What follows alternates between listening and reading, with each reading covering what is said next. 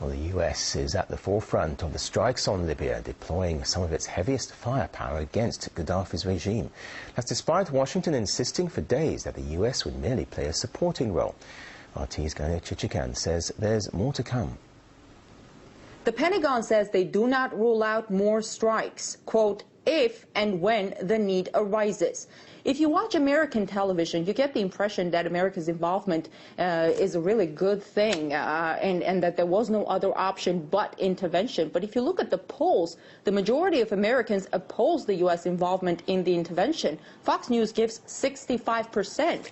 They're already unhappy that their government is spending tax dollars on inconclusive wars in Iraq and Afghanistan. And adding one more hotspot is the last thing they want. Just this Saturday, the U.S. shot $75 million worth of missiles on Gaddafi's air defenses. Officials, though, have promised that it's going to be a fast war. Obama said that there will be no U.S. troops on the ground. But as of now, we know that the U.S. contribution in the strikes substantially outweighs all of the coalition forces combined. So it's really a hard task to create the appearance of not being the leading force.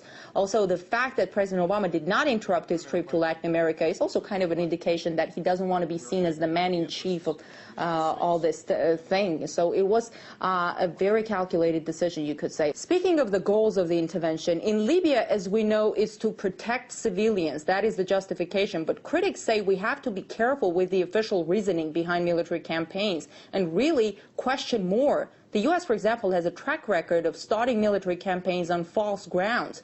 8 years after the beginning of the war in Iraq, we're getting more evidence of lies told by U.S. officials to justify their invasion of the country.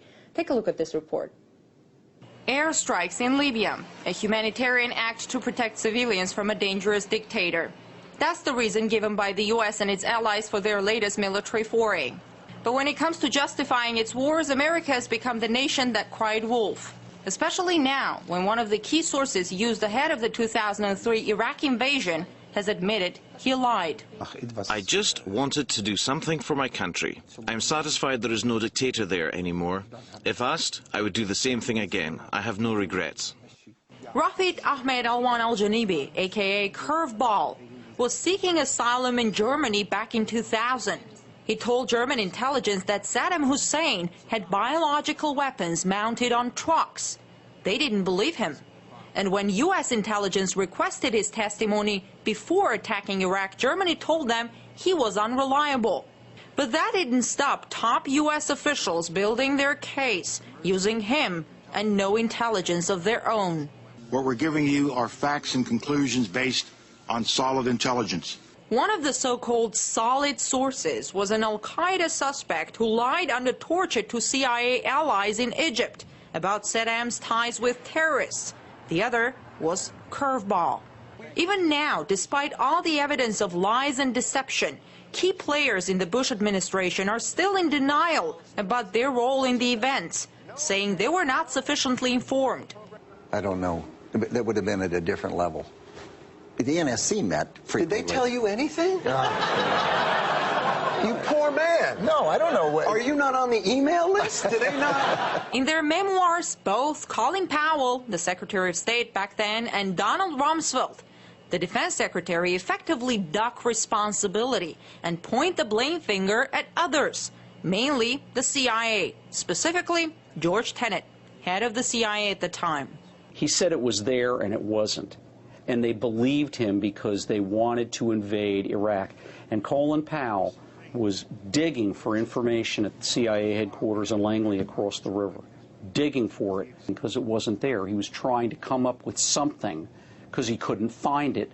Even after this latest revelation about Curveball's lies, many Western media outlets put the following spin on the story. U.S. officials did not lie, they were duped. What it really reveals here is actually contrary to the headline that we saw from The Guardian, which was that the Americans were duped somehow by his story. And that really isn't a very accurate telling of what happened, and that really the CIA wanted to be duped, if you want to use that word at all, but really they were looking for an excuse. They found one. The man who presented the case for war before the UN Security Council now says he was misled. Not that he, too, was part of an orchestrated plan to build a case for war. no matter the evidence. I believe that a lot of people followed orders, very likely knowing that what they were doing was wrong. But they wanted to be involved.